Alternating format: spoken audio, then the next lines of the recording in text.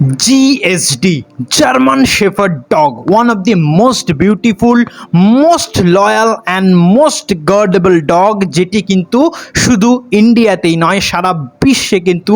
বিরাটভাবে চাহিদা তুলল এবং প্রচুর ফেমাস। বাট এই জিএসডি কি করে এতটা ফেমাস হলো, এর জার্নিটা কিন্তু অতটা ইজি নয়। তো সেজন্যই আজকের এই ভিডিও, এবং আজকের এই ভিডিওতে জার্মান শেফার্ড ডগের একটা ব্রিফ হিস্ট্রি নিয়ে আপনাদের সঙ্গে আলোচনা করব। তাই আপনাদের কাছে একটাই রিকোয়েস্ট, প্লিজ শেষ অবধি এই ভিডিওটাকে কিন্তু দেখবেন এবং নিশ্চয়ই কিন্তু কোনো কোয়ারিজ থাকলে কমেন্ট বক্সে জানাবেন। দেখুন, মোটামুটি আমরা যতই ডগ ব্রিড দেখি তাদের মধ্যে মোটামুটি সব ডগ ব্রিডই কিন্তু জার্মানিতেই ইনভেন্টেড, এবং আপনারা নাম শুনে এটাও বুঝতে পাচ্ছেন যে জিএসডিও কিন্তু যথারীতি জার্মানিরই একটা ব্রিড। মূলত 1889 সালে ম্যাক্স ভন স্টেফানিচ তিনি প্রথম কিন্তু জিএসডি ব্রিডটার উপর কাজ আরম্ভ করেন, এবং এই ব্রিডটিকে কিন্তু mainly as a herding dog তিনি তৈরি করেন, এবং এই ব্রিডটিকে মেনলি তিনি ভেড়ার পাল বা শিপস গার্ডিংয়ের জন্যই কিন্তু তৈরি করেন, এবং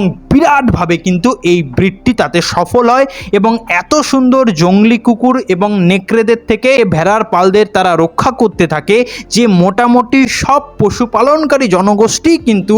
এই ব্রিডটার উপর আকৃষ্ট হতে থাকে, এবং সবাই কিন্তু জিএসডি ডগটিকে বিরাটভাবে নিজের কাছে অ্যাডাপ্ট করতে থাকে এবং তাদের কাজে লাগাতে থাকে। যে কারণে কিন্তু জিএসডির ইনিশিয়াল স্টেজটা খুব সুন্দরভাবে চলতে থাকছিল। বাট প্রবলেম হয় জার্মানিতে নবজাগরণের পর। সেখানে যখন কলকারখানা বিরাটভাবে তৈরি হয় এবং কলকারখানামুখী জনজাতি তখন আসতে থাকে, অর্থাৎ সমস্ত লোক যখন কলকারখানার দিকে যেতে থাকে, তখন কিন্তু পশুপালন ধীরে ধীরে বন্ধ হতে থাকে, এবং এই পশুপালন বন্ধের জন্য কিন্তু এই ব্রিডটির একসময় চাহিদা বিরাটভাবে পড়ে যায়, এবং এই ব্রিডটি কিন্তু ধীরে ধীরে একদম শেষের মুখে চলে যেতে থাকে, বা আপনারা বলতেই পারেন এই ব্রিডটির চাহিদা বিরাটভাবে কমতে থাকে। এবং সেই সময় কিন্তু ফাইল্যাক্স সোসাইটি নামে একটি সোসাইটি নিজেকে আত্মপ্রকাশ করে, এবং এই ব্রিডটার উপর কিন্তু রিসার্চ তারা শুরু করে, এবং এই ব্রিডটাকে নিয়ে কিন্তু তারা কাজ শুরু করতে থাকে। বাট তাদের অন্তর্দ্বন্দ্ব এবং নিজেদের মধ্যে কনফ্লিক্টের জন্য কিন্তু এই গোষ্ঠীটি বা সোসাইটিটি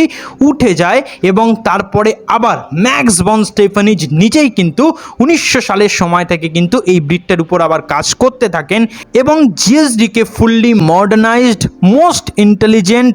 গার্ড ডগ হিসেবে কিন্তু আত্মপ্রকাশ করেন, এবং প্রচণ্ড লয়ালিটি অ্যান্ড ফ্রেন্ডশিপনেস কিন্তু এই ডগের ট্রেটের মধ্যে তিনি পুশ করেন, যে ক্ষেত্রে কিন্তু এই ডগটি one of the best dog হিসেবে আত্মপ্রকাশ করে, এবং যত নৌসেনা পুলিশ বাহিনী সবাই কিন্তু এই ডগটিকে অ্যাডাপ্ট করতে থাকে। বাট এই ডগটি কিন্তু মেন পুশ পায় আরেকটি জনপ্রিয় লোকের জন্য, সে হচ্ছে অ্যাডলফ হিটলার। 1912 সালে অ্যাডলফ হিটলার প্রিন্স নামে কিন্তু প্রথম একটি জিএসডি নিজের কাছে পোষেন বা রাখেন, এবং সেই থেকেই কিন্তু তার সমসাময়িক লোকের মধ্যে জিএসডির এই ট্রেন্ডটি কিন্তু শুরু হয়, এবং যত সেই সময় গ্যাংস্টার হোক, নামি দামি লোকেরা হোক, বা বড় বা রিচ ফ্যামিলির লোকেরা হোক, তারা সবাই কিন্তু জিএসডিকে নিজের কাছে ধীরে ধীরে রাখতে আরম্ভ করেন, এবং জিএসডি একটা সুন্দর গ্রোথ কিন্তু সেই সময় ধীরে ধীরে পায়, এবং এর ইন্টেলিজেন্স অ্যান্ড লয়ালিটির জন্য কিন্তু জিএসডি নৌসেনা থেকে শুরু করে সোলজারের ক্যাম্প থেকে শুরু করে পুলিশের কাছেও কিন্তু বিরাটভাবে আপনারা বলতে পারেন জনপ্রিয় হয়ে ওঠে। তারপরে কিন্তু জার্মানি থেকে ব্রিটেনে এই ডগটিকে পাঠানো হয়, এবং ব্রিটেনে কিন্তু জার্মান শেফার্ড ডগের নাম দেওয়া হয় অ্যালসেশিয়ান। লোকে কিন্তু অ্যালসেশিয়ান এবং জিএসডির মধ্যে অনেক সময় পার্থক্য বের করে, বাট এটা কিন্তু একটা myth. GSD and Alsatian same, শুধু ব্রিটেনের দিকে কিন্তু এই ডগটিকে অ্যালসেশিয়ান নামে ডাকা হতো। বাট এই ডগটি কিন্তু সেখানে বিরাটভাবে নিজেকে আত্মপ্রকাশ করে, অ্যালসেশিয়ান নামেই হোক বা জার্মান শেফার্ড যাই হোক, তারা কিন্তু নিজেদেরকে বিরাটভাবে মেলে ধরে, এবং রয়্যাল ফ্যামিলির একটা মেন কেস ছিল, তারা লং কোটেড ডগের উপর বেশি ফোকাস করতো বা আকৃষ্ট হতো তাদের লাক্সারিয়াস জিনিসটাকে বোঝানোর জন্য। তো সে কারণে জার্মান শেফার্ডকেও কিন্তু এই লং কোটের যে ট্রেড সেটা দেওয়া হয়। না হলে প্রথমে কিন্তু জিএসডি সবসময় শর্ট কোট বা স্মুথ কোটের ছিল, বাট লং কোটেড হওয়ার পরে কিন্তু এই ব্রিডটির গেট আপ আরও চেঞ্জ হয় এবং short coat and long coat উভয় ফরম্যাটেই কিন্তু জিএসডি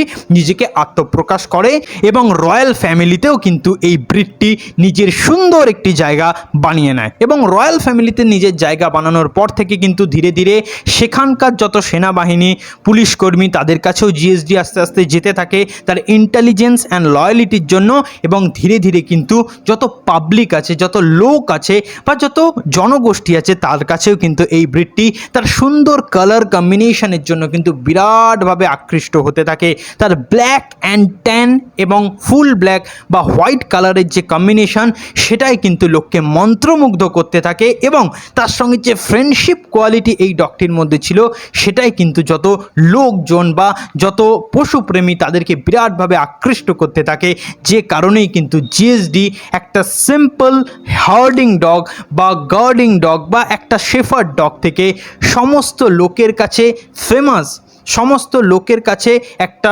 জনপ্রিয় বা সবথেকে ফেমাস ডগে কিন্তু পরিণত হয় এবং সমস্ত পেট লাভার বা ডগ লাভাররাই কিন্তু এই ডগটিকে অন্তত একবার হলেও তার জীবনে নিজের কাছে রাখতে চায় সো এইভাবেই কিন্তু একটা simple shepherd dog most famous ডগে পরিণত হয়েছিল এবং একটা সময় তার ডাউনফল হলেও কিন্তু সে আবার ঘুরে দাঁড়িয়েছিল এবং জিএসডি রূপে কিন্তু আত্মপ্রকাশ করেছিল একটা গ্যাংস্টারিং মেথডে বা অ্যাডলফ হিটলারেরই মেন পুশে 1912 সালে। তো এই ভিডিওটি যদি আপনার ভালো লেগে থাকে এবং জিএসডি সম্বন্ধে একটা ব্রিফ হিস্ট্রির মজা যদি আপনারা পান তো প্লিজ নিশ্চয়ই কিন্তু লাইক শেয়ার অ্যান্ড সাবস্ক্রাইব করবেন, কমেন্ট করবেন নেক্সট কোন ব্রিডের ইতিহাস আপনারা চান আমি নিশ্চয়ই কিন্তু তার উপর ভিডিও বানানোর চেষ্টা করব। এত দূর দেখার জন্য অসংখ্য ধন্যবাদ, থ্যাংক ইউ।